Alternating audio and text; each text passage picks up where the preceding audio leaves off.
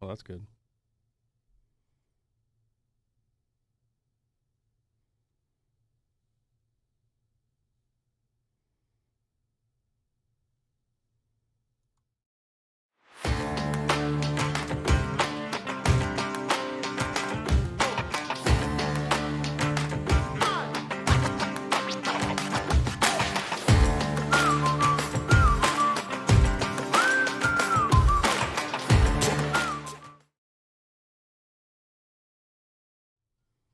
Hey, welcome to the Prep Pastors podcast. I am here staring at my government surveillance device. I need to verify all the chats and whatnot. I will be paying attention to the YouTubes, and I will be watching the live chat. So all you crazy Russian, Ukrainian weirdos, I'll be watching. So you be careful what you do or don't do on the YouTubes. Well, I have a very special guest with me today.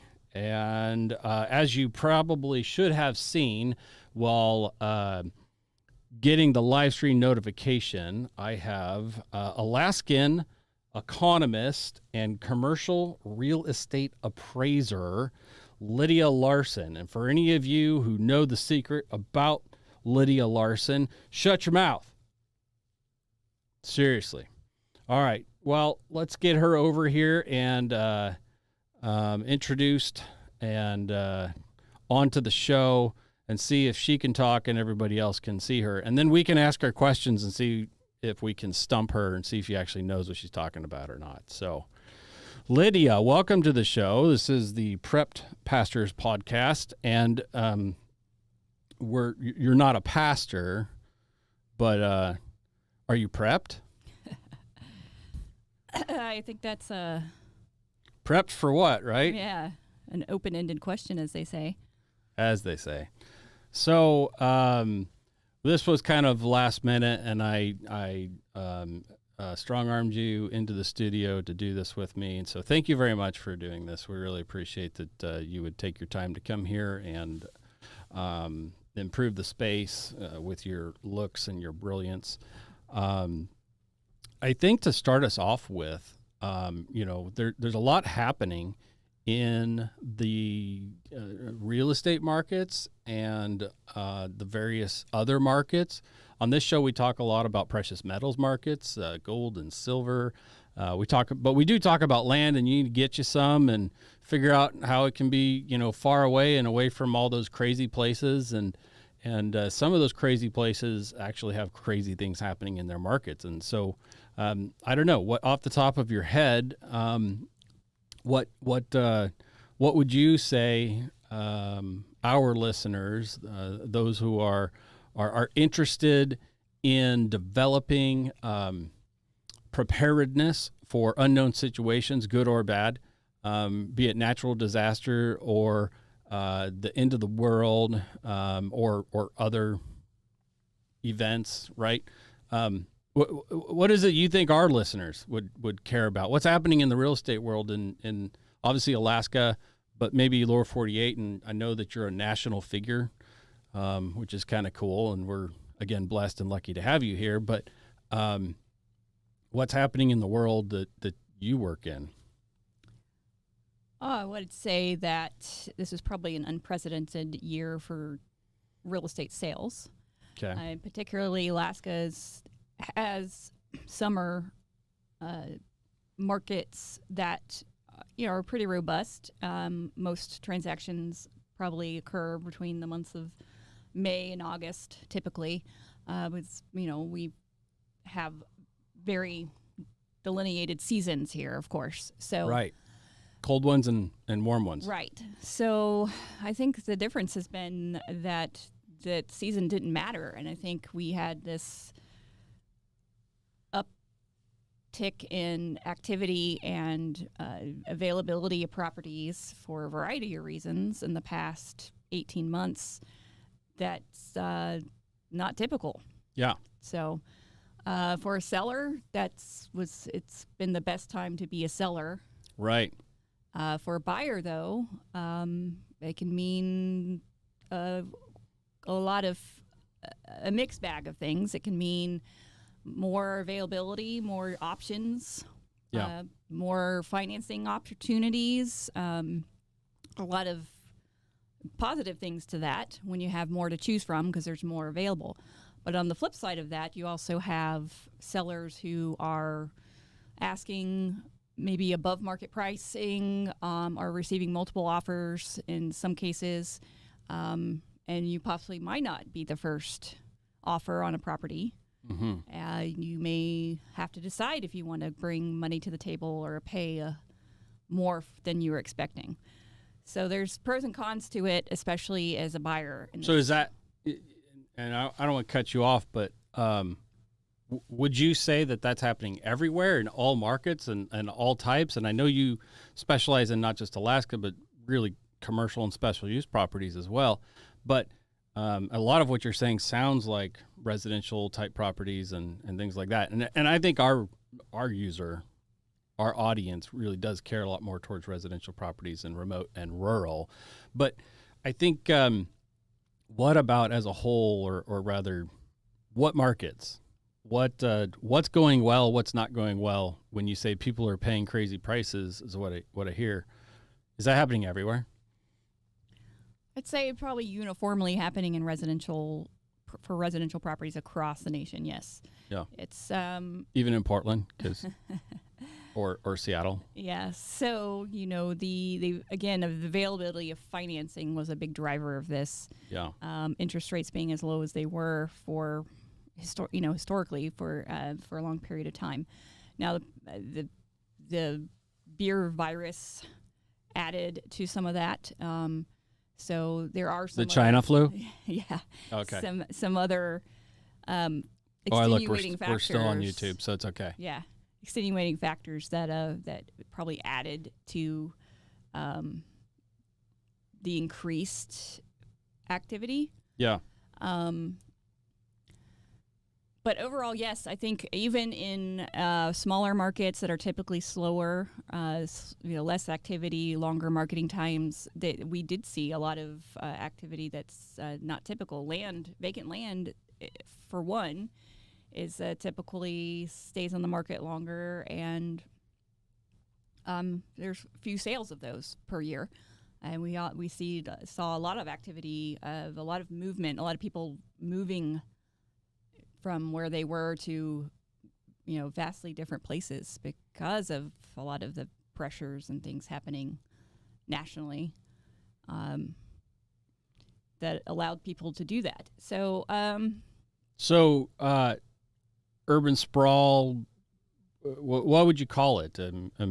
Would you agree with some of the? So one of the things we've been saying on this show for a couple of years is, get ready to see people leave the cities and head out into the country. And then China flu and the whole pandemic comes along, and all of a sudden people are working from home and going to school from home, and people are discovering that they could commute via the internet, which is something that I've been doing for a long time, and other people and some of our listeners have been doing for a long time, except I've been reading on Daily Wire and other, Forbes and some of those other like really intelligent articles and magazines, and people, like you have been saying things like they're not going to go back to work. Is there evidence of that in the market as a whole? And I know you could speak to Alaska, but I mean, generally, are you in your circles running into this for the lower 48 as well?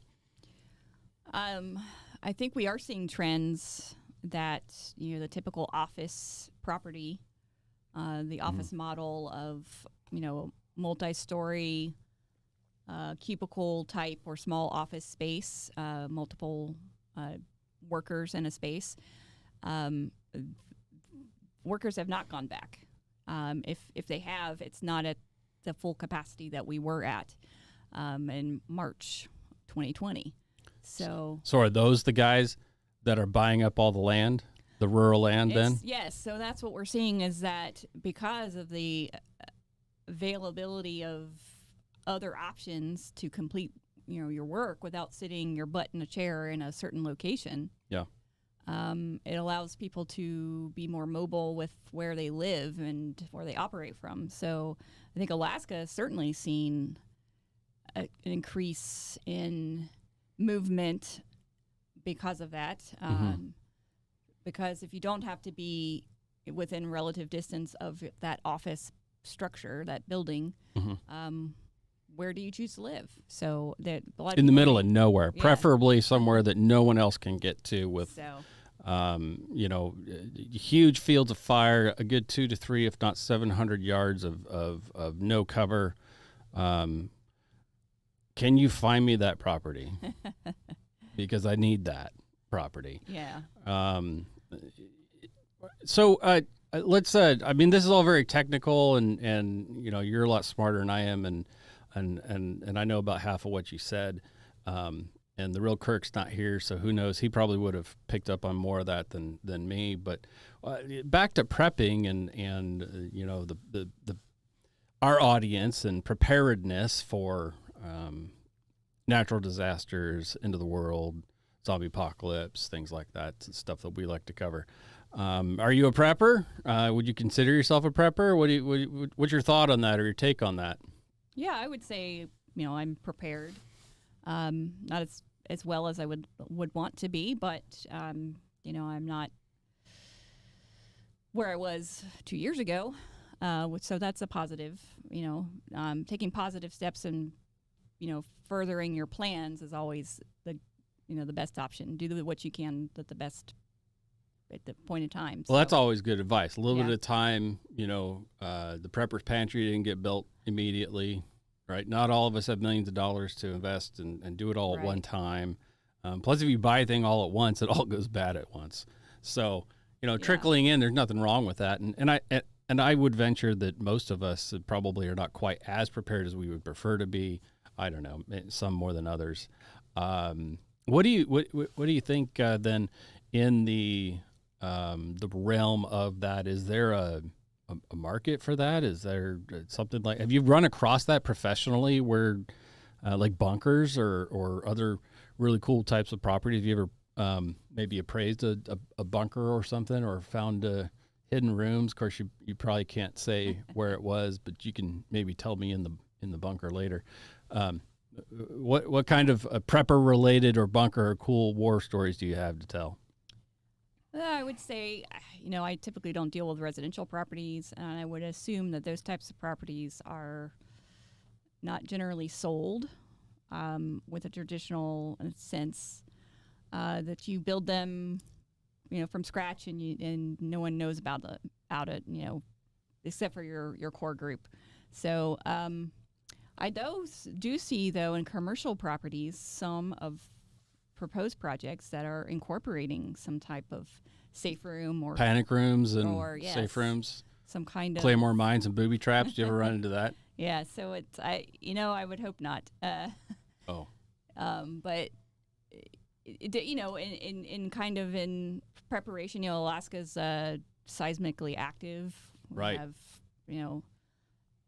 large earthquakes frequently, and that's something that even if you think about where you are most of the time during the day, sometimes you're going to be in an office, or you're not at your house, you're not at your main residence, that maybe you do want to have those kind of features in where you are. Ooh, good point. So get home bags, right? Right. Yeah. So being mobile. Do you have a get home bag? Do you have a bug out bag? Yeah. So when the thought always occurs to you as, if most vehicles now are electronically operated, and Right. an EMP event would cause quite a problem, that you might be walking, right? So having gear with you, I think, is always good. Well, in Alaska, just in general, because Well, that's true. In Alaska. yeah, you never know where you're going to be at a given point where you might. Some idiot from Anchorage is going to, run into somebody head on in their jalopy Subaru on their way back from Girdwood to Homer or something, and block the trail and shut down the highway, and there you are stuck on the side of the road without cell reception, right? And Yep. nowhere to go, nowhere to know, no one to notify, and things can get hairy quickly when it's negative 40 outside. So, yeah, well, Yeah, exactly. So, preparedness is big in Alaska, of course, but it is. Um, And how does that factor into value then? So, I mean, there's a good question. If I build a panic room or some sort of a vault below my property or on my property or something, are you gonna ever get your money out of that? Is that marketable? I mean, what does that look like from a perspective? well, I mean, the reality of it is there are probably not many for an appraiser to compare him to. So it would be something like, what is the cost of that to construct it? What's the cost to the excavation and the laying of the whatever you're using, concrete, rebar? Yeah. What does that cost? I mean, it can be substantial, especially in Alaska. And the more specialized it is, the more it can cost. So that's a key component to value sometimes, especially with special purpose type uses. So if I spend a lot, it'll be worth a lot, or Well, to a certain degree, right? It's the law of diminishing return. In some instances, you can overbuild and you can spend way too much on something that won't attribute to value. I've been told that. But it's Possibly. Yeah. So, but again, in Alaska, it's cost is a big driver of value for the reason that it is a significant, more significant than a lot of places. Everything we get here is shipped here, barge, airplane, or otherwise. But even though we are technically connected. Well, yeah, we got a big bunch of bozos stuck between us and think they own the road and whatnot. So, well, so what other markets or so that's real estate and building bunkers and trying to retain the $1 million that you stuck into your bunker and I mean, do you even want to advertise that? I mean. Well, and that's what I'm saying. You most likely they're not going to sell. I mean, we all kind of hope we're going to buy a house someday, and maybe there'll be like stacks of cash in the walls, or silver, or gold, or something. Have you ever heard of that happening? Or well, yeah, the woman who bought a couch and it was stuffed with cash. I mean, it happens, but I'm gonna start buying couches. It's as home becomes more than just home. Now we do see a lot of specialized builds where they incorporate a library and a exercise room, and there's additional space now. Gun vault. Yeah, where you have your. I know I've seen gun vaults in Alaska. I've seen some higher end homes that have large walk-in panic rooms, safe rooms, guns, and specialized air handling units and things like that, and even indoor shooting ranges. I ran into more indoor private basement shooting ranges in the lower 48 than I have in Alaska. But yeah, so I mean, what should we be looking for going forward? I mean, I guess if you're saying that the market's turning, more buyer's market than seller's market, or at least somewhere in between now, not so much crazy like you're screwed if you need to buy.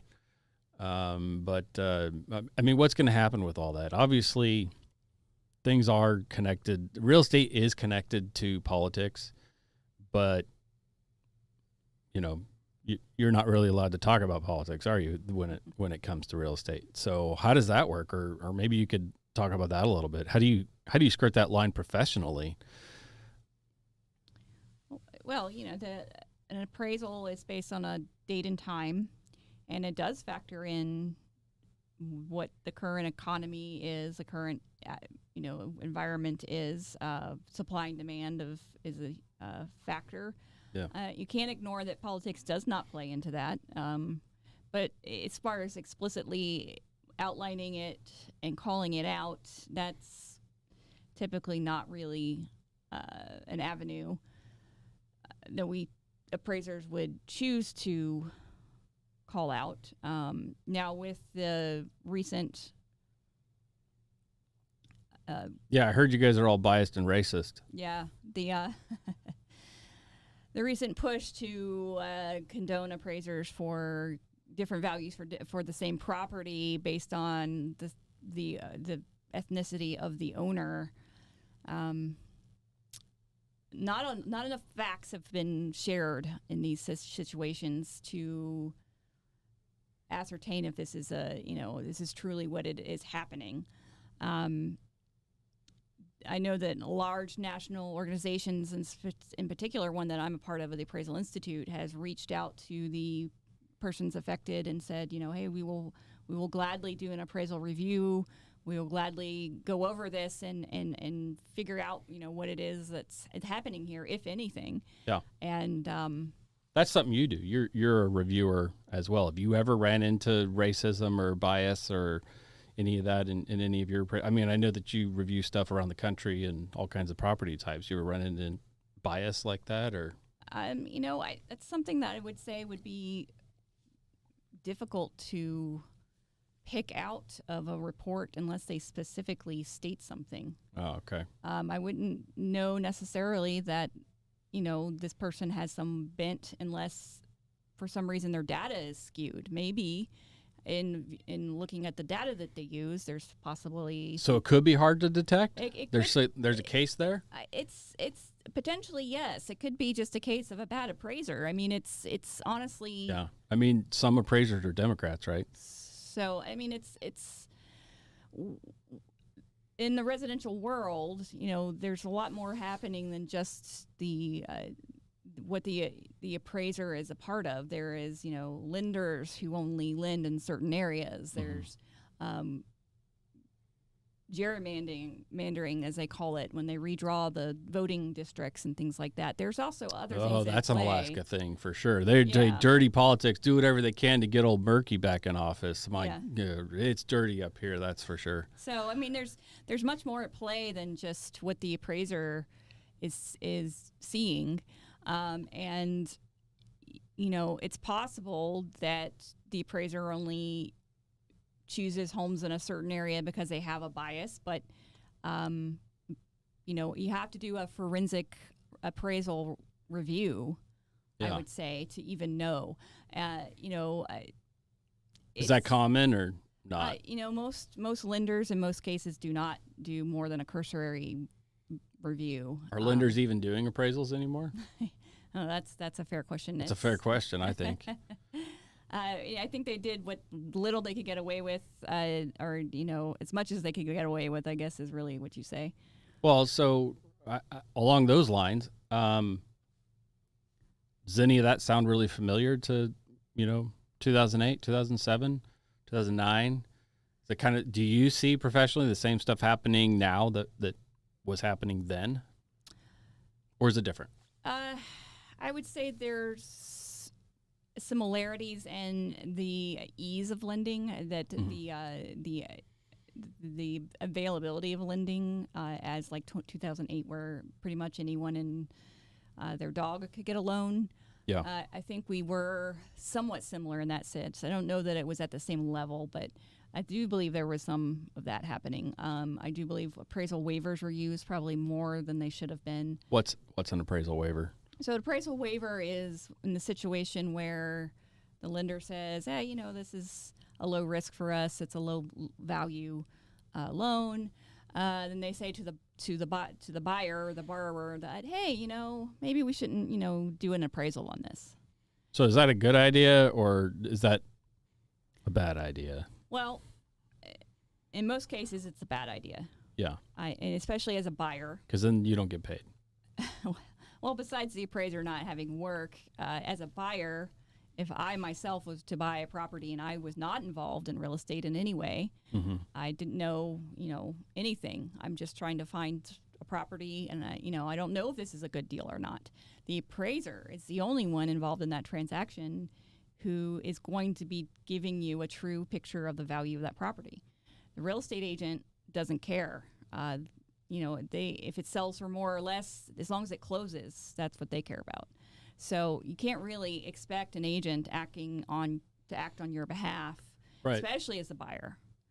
Well, there are buyer's agents, right, that represent the buyer and exclusively, right? And or is that just not really a thing? Or Well, they're supposed to, but it's in Alaska, it really isn't the way that it works. well, and not just Alaska then. So is it Mm. in other places then? Is that I a model that works or not especially?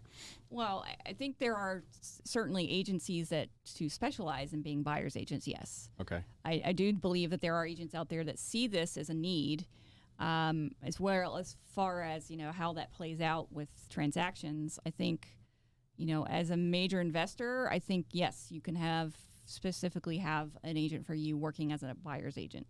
As a single individual looking for a property, I think it's very hard to find someone that's going to work on your behalf. Because in the end, too, for them, it is closing the deal. How do you find one, especially as a prepper potentially?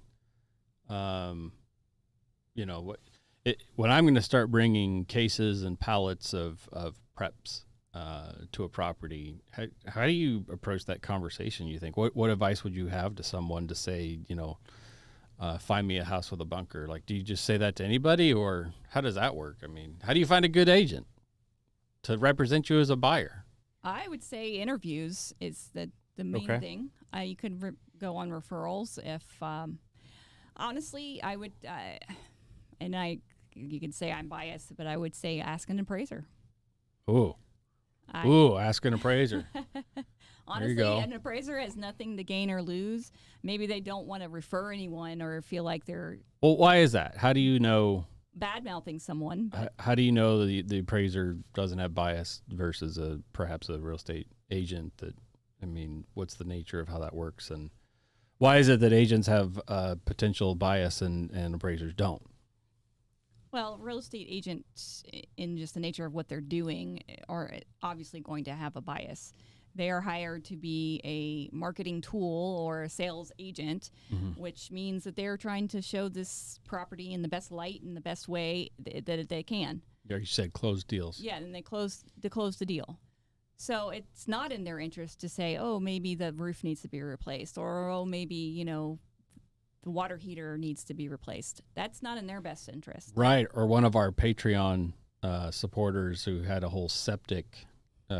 Like a year after he moved in or 2 years after he moved in, and his entire septic had to be replaced, even though it had been checked into. Is that a common thing? Does that happen or what? I'd say that's pretty typical. I don't want to say... Sorry, John. I wouldn't want to say that everybody, it happens that you're going to have a failed septic after a purchase, but the reality of it is no one's going to care about the state or condition about those types of systems in your home or property except for the buyer. And they're the ones who get shortchanged.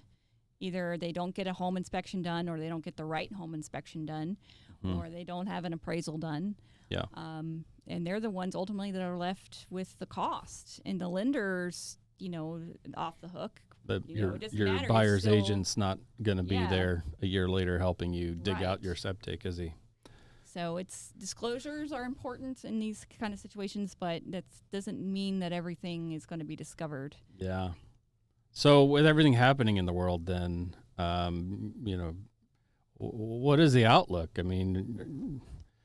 I see you started prepping, so what would you say, again, what's good advice to people who are maybe just getting into this and they're learning about prepping, and that's a lot of our audience. There's new preppers who are learning to prep, and what are things that maybe you could speak as far as wisdom for them to be aware of what's happening in the world or in markets, or speak general or be specific, whatever you think. You're an economist, and most of us are not, and so some of us might have taken some economics classes in high school or college, but obviously you took more than the rest of us. So what kind of wisdom do you have for them? What would you say? Like, what's happening right now? What's going to happen? Give us your crystal ball. Oh, yeah. And how do you do that? Yeah. Well, again, appraisal is on a certain date of value, but I would say start with where you are If you think that you're going to stay where you are, look at exactly right next door. Look at your neighbor. Look at, around you. Is there a possibility you can purchase or buy next door? Okay. A lot of situations, there are older people who are looking to downsize or move, or they have vacant land that they don't need or want. Those are opportunities. So you would say now is a good time to make a move, or should people be digging in? I would say, given if you are in the place you want to be, and you're there for the foreseeable future, expanding where you are is a good option. Okay. And so burn the neighbors out and acquire their property through right of combat. Yeah, that's make an offer. Is that possible in Alaska? Are we allowed to do property acquisitions through combat? Yeah. No, serious question. Are we allowed to do that? Well, I think they used to do the lottery system, but We did have land lotteries here, which was basically political combat. You bought off a politician and then were able to pay 5 times what a piece of property was worth. Yep. So, I think there's opportunity just in your immediate area, even if it's not right next door. Maybe it's 5 minutes away. Okay. But there's always talk to people. I mean, no, you don't have to disclose what you're doing or what you're thinking about, but just say, hey, have you ever thought about selling your property? It just opens a door. Again, there's a lot of the boomer generation that's in the position of where they want to sell. They want to be doing something else, probably on a cruise ship to Alaska. Right. And you never Things know are what cesspools of sickness and illness and what opportunities there might be just right around you. So I think that's key. I think, and not again, as an appraiser, I'd say if you want to make an offer on a property, offer to pay for an appraisal. Yeah. Even if you keep the appraisal to yourself and you make an offer lower than that, I mean, you can use it as a strategy too. You can get a residential appraisal from a decent appraiser for not a lot of money. Okay. Less than a broker? Well, a broker's price is worth what it is. It's nothing. So, I mean, you can ask, but they're going to be biased because they're going to want to know if you're going to use them or close the sale and get a deal, or they're going to make you sign a paper saying they're going to represent you. So, I mean, you can. That's a way to go if you want, but you're going to give them money. Okay. And it's usually a percentage. So. Percentage, right. And versus an appraisal would be a flat fee. And maybe if you work out a deal with an appraiser and say, hey, I want to have 5 properties appraised, will you cut me a deal? And possibly they would. Well, yeah. So tips and tricks. How does the layman reaching out directly to an appraiser? Because I think most people think that you can only get an appraisal through a bank, and I know that's a misconception that's pretty common. So you're saying call an appraiser up directly, talk with them directly. You think appraisers are willing to accept gold and silver or corned beef in exchange for appraisals? I mean, you never know. Never know, huh? You never know. I mean, it's always an option. I think our office did a trade today, so I think trade of services, a trade of something. Sure. I think even you're looking at acquiring land, why not a trade? I mean, you never know. I mean, people are in different situations today than they were even just 2 years ago, so it never hurts. I think. Never hurts to ask. Well, sure, and even if that person says no, maybe their friend has something that's but I do know somebody who's looking to get out of their land, and they put you in contact with them, and so it's as far as looking forward, I would say I think the vast majority of economists are saying things are. If we're not in a recession, we're headed to a recession. So I don't know if. What's your take? Are we as a nation? Are we in a recession or not? I'd say there's conflicting factors. I would say the inflationary pressures are a big indicator that yes, we are. But I also think there's been some artificial. Oh, you mean politics have come into play and people have been manipulating our economy? Yes. Say it's not so. That can't be true. Artificial, yes, manipulation, I'd say, or pressures to encourage the. Well, that's something we saw in the past, right? Mm-hmm. So the housing markets of the 1990s were greatly affected, and the 2000s, right, by artificial political pressures from the power that were in back then was the Clintons, and they were pushing for mortgages to be given in crazy situations. I mean, are you up to speed on any of that, and do you know kind of how that went, or I mean, are we doing that again? Are we still just picking random people by their skin color and giving them ridiculous mortgages? Or do you know? What does that do to an economy? Bad mortgages on, the house almost doesn't even matter if you're loaning money to someone who can't pay it back, right?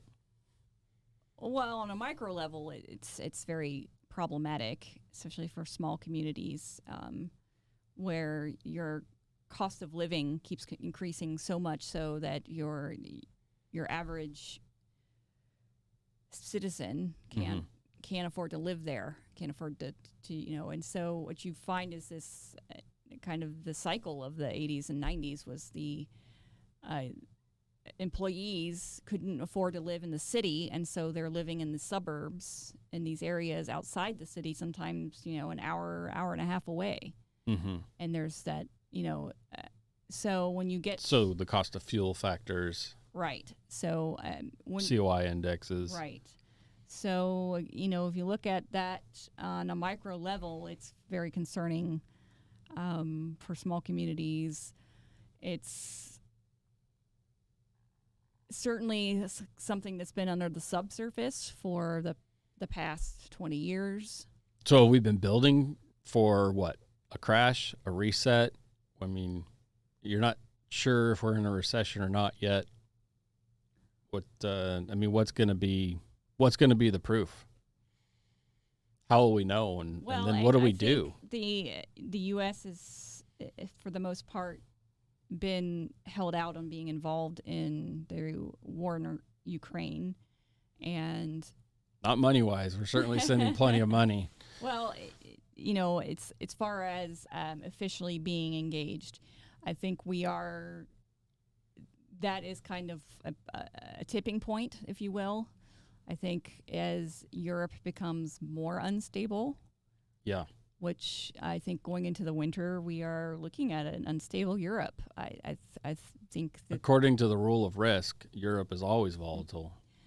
Well, true. I mean, you have so many different political chess pieces there. Right. Right. So they're facing a pretty bleak winter. Most of them crooked. And I don't know, in the U.S. it's really hard to find information about what's happening outside of the U.S. because they like to keep you dumb. But if you look at what they're looking at, and a lot of these Nordic countries are looking at some pretty hefty cost of fuel, heating fuel. Right. Their cost of... Where's it coming from? Right. Where's it coming from? The cost of goods has gone up. Just their everyday groceries. A lot of European communities are not typical prepper type communities. They're usually you buy fresh groceries for the day, and then the next day you buy your fresh stuff for the next day, right? You don't have, preps. You don't have your storage. You have your small apartment where you have your small little stove, and if something was to happen catastrophically, you'd be looking at a lot of people going hungry. Well, I think, yeah. So, and I think that's the result of generations of eliminating the middle class, and I would agree with what you're saying. It's my major concern for here. I have felt that there is a large influence of people in our country politically that really want us to be like Europe.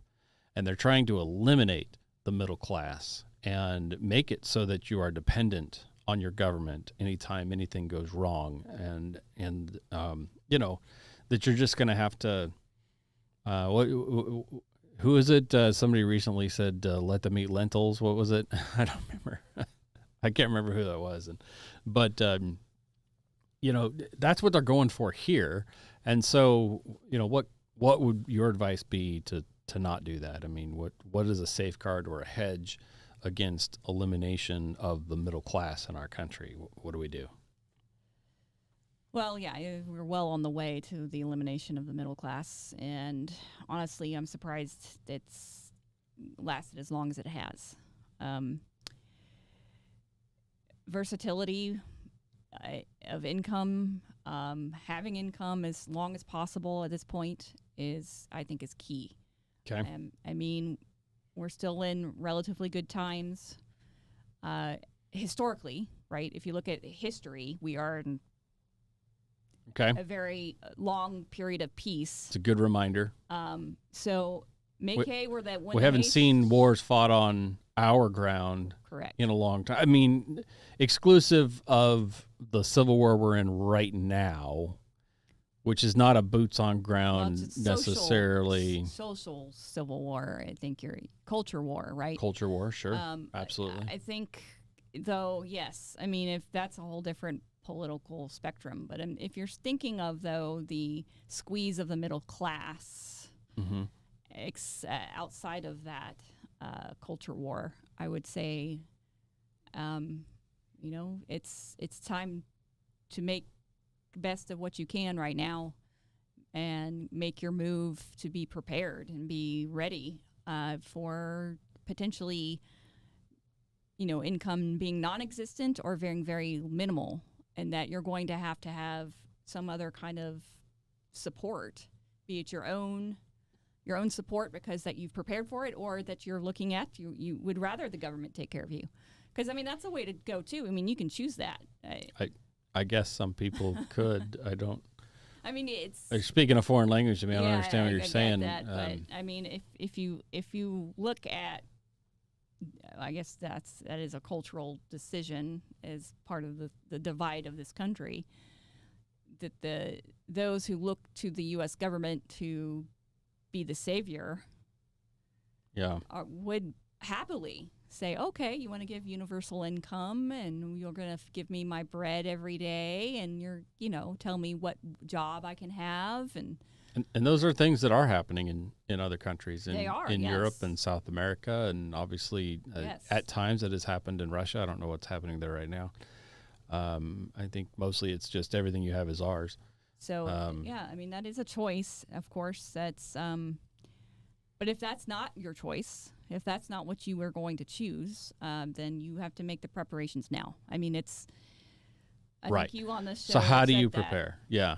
What do you think? What should people be doing? What should our listeners be doing then that you can, or what are you doing maybe? I would say, again, that look at where you are. If where you are is where you're staying for the foreseeable future. So decide now, leave or go. Is there time to wait? You think? Do we still have time to to think and pray about it for the winter? Or should people literally get their crap and start packing now? I would say that the plans in place now is more. Even if it's, say, you make an offer on some land, but it doesn't close for a few months, do it now. Don't wait. Don't wait till later. So in the fire world, when it comes to wildfires, they have this ready, set, go, right? You'd say you're in the set. Oh, yeah, for sure. All right. Yeah. Well, you heard it from the Alaskan Economist. In the ready, set, go of bug out, you should be solidly in the set part. If you don't have your plans in place, it's time to make those plans. It's not, you got a lot of options. You're going to decide and take a year to figure it out. No. Every day you're losing options. Yeah. And that's what I would, I would definitely agree with that. I talk a lot about food availability, and I talk about when you go to the grocery store and you want to buy sriracha, and there's no frickin' sriracha, how many stores do you have to go to at $6, $7, $11 a gallon fuel to find the sriracha? It's the sriracha factor. Is that like an Economist thing? Is there a sriracha rule? If I can't find sriracha in the local store, at what point is it time to break out the guns and start going door to door? Because that's a serious problem if I run out of sriracha.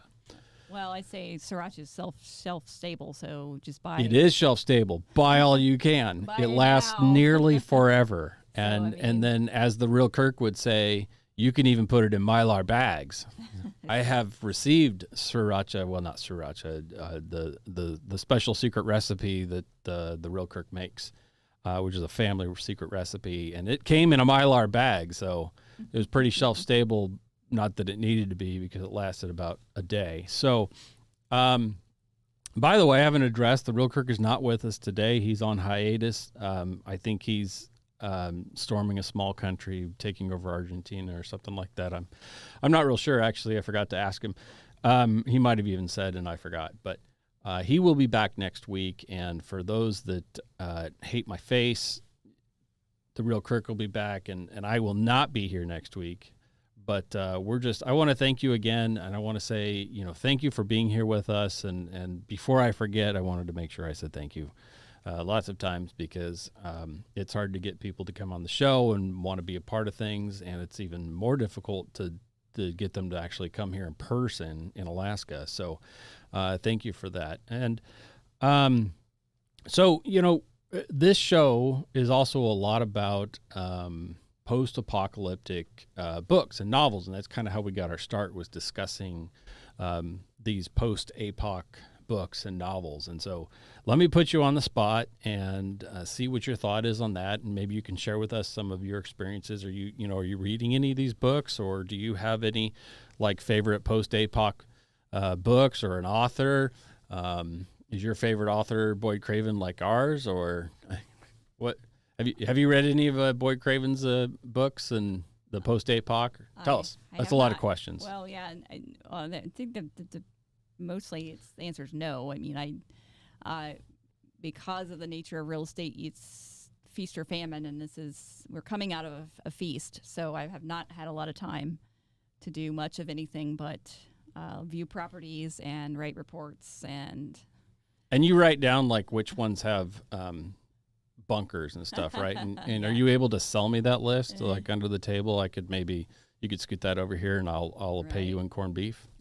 Yeah. So it's I mean, I think that's an excellent genre of giving people ideas, because sometimes someone approaches things from a different viewpoint you might not have thought of. I do like fiction for that reason, or real world fiction where you're talking about what if the house of cards falls? I mean, there's many ways that the house of cards can fall. Yeah. And some would say we're already in a kind of a leaning tilt right now. So I mean, it's those kinds of fiction give you opportunities to kind of think about things a little bit. I think they're a great thought experiment. Yes, especially if you have family. So, what is your get out plan with, if you have kids or if you have elderly parents or whatever it is. So we're getting a random question, and forgive me, bear with me for a second, Lydia. But so there's a live chat coming in from the Facebook world, and for those who don't know, the way our software works is I can't see who's asking this question. So I'll go ahead and just read the question real quick, and then we'll see if we can digest it. Random Facebook user, it says, is talking about, do you mean leaving Oregon, or are you planning on bailing out of Alaska? I think that's what it says. Where should people be leaving right now? Where are you saying get out? Are there certain, well, I mean, that's a good question. Are there places in the country right now that, in your opinion, people should be leaving? Or do you have market evidence of places that people are actively bailing, like packing their bags and getting the heck out of town right now, or what? I like to call this the riot effect, or the riot Okay. scenario. If you live in a location where there's been riots in the past 2 years, Yeah. and that can be in your own neighborhood or that can be in your state, Depending on how you want to interpret. right? I would say you're possibly in the wrong place. Okay. I can't speak to the real estate scenarios in all these places, but I do know in the commercial world. How did the riots affect real estate? In the commercial world, it has had an astronomical effect. You're looking at closed businesses that will probably not reopen. You're looking at huge insurance bills that potentially put them out of business because they cannot be paid. Right. You're looking at major concerns in a lot of metro-centric areas, which you're talking about large population areas, that are looking at derelict buildings, homeless. Did that happen in problems. Alaska? Because we have homeless problems here, like, sort of. Well, I mean, the homeless population here, I think, is a little different in nature, but They're a little more, cold-blooded. They're able to withstand cold, we think. yeah. So I can't speak to the specific policies of certain areas, but Right. I would say, I probably have a little more insight in the homeless population as a law enforcement chaplain Yeah. and crisis chaplain. I've dealt with quite a bit of homeless, but I think the other question is just, so how do you know if you're in a place that you need to bail from? And forgive me, random Facebook user, if I'm butchering this or not answering your question. Feel free to keep asking or send me another message. But should you bail out of Alaska? Is Alaska one of those places you should move from? I say that Alaska's got a lot of opportunity that a lot of the lower 48 does not. No. Reword that. We're going to strike that. Alaska's closed. We have no more room. It's awful here. It's totally ridiculous. I mean, we get shot at every day. There's homeless people everywhere. Don't come here. Yeah. No, it's a terrible, terrible place. Terrible. Absolutely terrible. Yeah. So How do you? So you answered the how do you know, right? Yeah, So I you think said if you've had rioting in your neighborhood in the last 2 years, then chances are your real estate has been affected by that, and maybe that's an unstable environment, and you should consider being. Maybe then you're not at the set anymore; you're at the go. If you live in one of those, yeah, I think that's. I mean, what do you do if let's just throw we'll just say like Seattle, and you had property in the chop zone, right, and it became its own country for a week or two. What do you do if you can't sell because your property is now worthless? What do you do? Yeah, that's Go anyway, or that's a good question. Can you Airbnb in the chop? Right. That goes into politics, and then the regulations and rules and zoning that happen within certain cities. That has a lot to do with value in places like that. The real concern would be that in the life cycle of real estate, you're looking at the bottom of it. You're looking at the completely devastated, values are at their lowest. You're looking at. So maybe it's a good time to buy. So and it can be part of the flight from, the metro areas that facilitate this, that it's just the landscapes of these cities won't look the same. We do have ghost towns.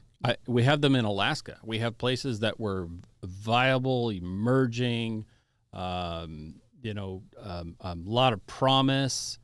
And today they're dilapidated buildings that no one owns and are falling apart. And I know I've been to places like that in California growing up that were old, gold towns, right? Been to places like that in Colorado. They're out in the middle of nowhere. Been to places like that in Oregon, the ghost towns.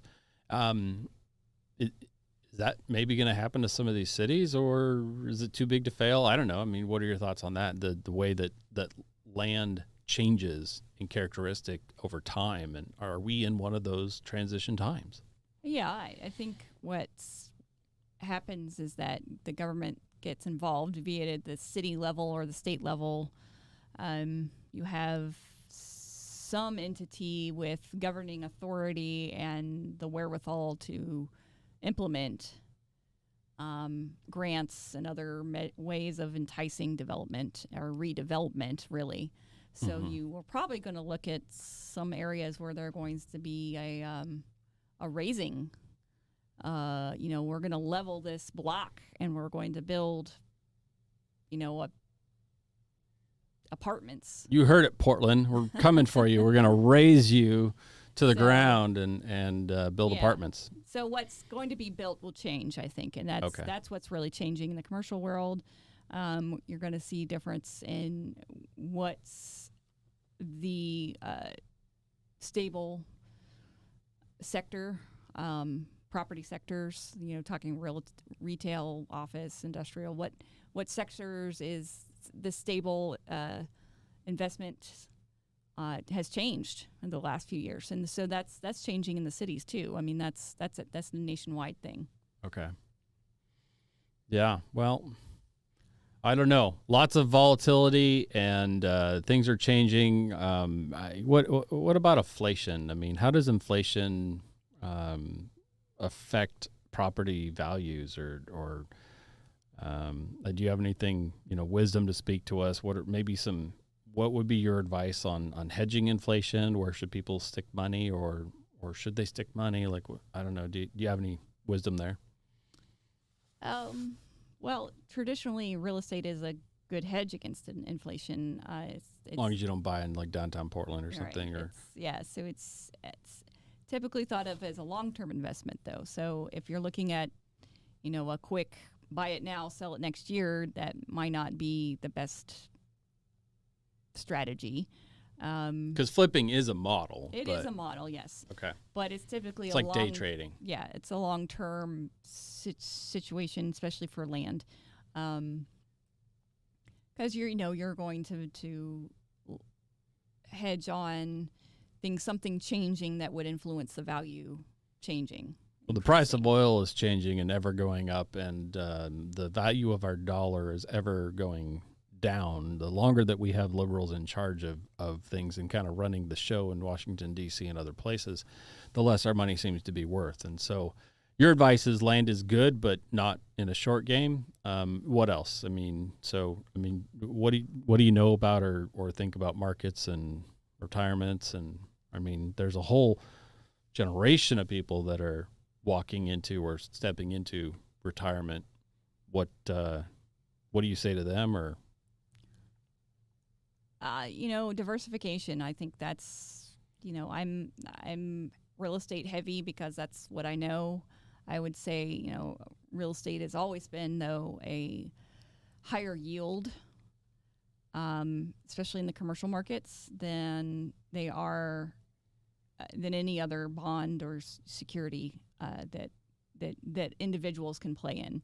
So I would, that's a hard one for individuals to get into, though, in a commercial world sometimes, because of the barriers of entry. Could be you don't have a large down payment to get into, a property. Unless you buy maybe in the CHOP or some other, that was a model in Detroit, right? So Detroit's been devastated by,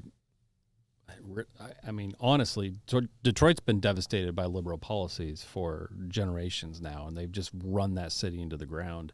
We could get into all the various reasons for it, but ultimately they killed that entire area. But now there's new emerging conversions of, people buying big warehouses, turning them into these like crazy studios. And there's now a thriving market there, a real estate market. So is it a good idea to buy in these bad areas? Is it time now, or is it maybe not time yet? What do you think? What are your thoughts on that? There is a life cycle, like I said, to real estate. So yes, you could look at certain areas as possibly being the right time to pick up at pennies something. But the issue here is the timing. So when is the right time to redevelop? When is the right time to sell or to get out? once you have purchased that. So that's something you should talk to an appraiser in the local area about. I would not try to guess, as to what kind of. I can't nail you down on that one. Yeah, huh? I can't. That's something that appraisers get big money for. Oh, well, big So- money's good. Pay the big monies to Lydia and find out those answers. That's the answer to that. Pay the big monies, and then you'll find out the answer. So, what else? What else can we ask Lydia here before I lose her on this hour of the show? And are you able to stick around then and go to the bunker for our Patreon only segment? And now is maybe a good time to plug before you say, real quick, go and become a Patreon supporter, and then we'll find out whether I can get the Alaskan Economist into the bunker or not. And one of the things that we do in the bunker is an everyday carry drop. And so, if you're interested in seeing what the everyday carry drop of a real estate appraiser is, that might be very interesting to see. Paid only section. The links are in our Facebook and YouTube stuff somewhere, all the places. I'm sure you can find them. It's not that hard to figure out. Just search for the Prep Pastor Show on Patreon. And I think the current level is $2.98 a month, and you get to try it for a whole month free. And then if you don't like it, you don't end up paying any money. And we're pretty good about refunding. I think someone did contact us once and was like, hey, this is not my jam, and give me my money back. Sure. We gave them their money back. So are you coming to the bunker? Or are you going to hang out there? I don't know if we'll get any Patreon questions specifically, but is that something you have time to do today? Or as I screw up our transition here? There we go. There you are. You coming to the bunker? Sure. Sure. All right. You heard it. Everybody out there in the interwebs world, you're going to have to come to the bunker to ask the hard questions. Any last thoughts? I'm not sure I have a final question for you other than last thoughts or advice to the public from your highly educated perspective. What advice do you have for the audience? Be prepared. Be prepared, or is it too late, is what I say.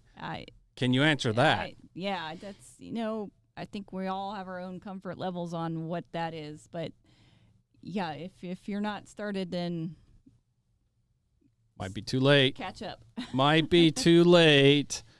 All right. Well, thank you very much for coming on the show. We really appreciate your time and your expertise and your knowledge. And thank you so much for being here. And we'll see. You'll join in the bunker here in a few minutes. So thank you.